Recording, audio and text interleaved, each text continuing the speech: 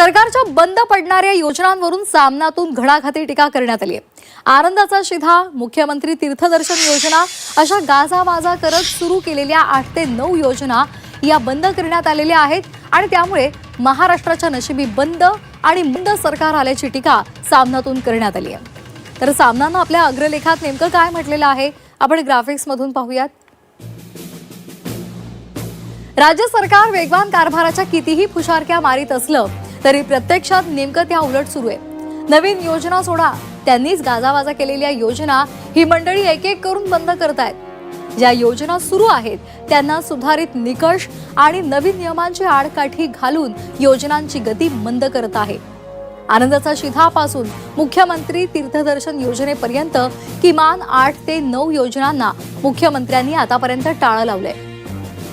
महाराष्ट्राच्या नशिबी गतिमान वगैरे नाही तर बंद आणि मंद सरकार आलंय। जनतेनंच आता स्थानिक स्वराज्य संस्थांच्या येऊ घातलेल्या निवडणुकीमध्ये या सरकारचा समाचार घ्यायला हवा तर अशी घणाघाती टीका सामनातून सरकारवर करण्यात आली आहे।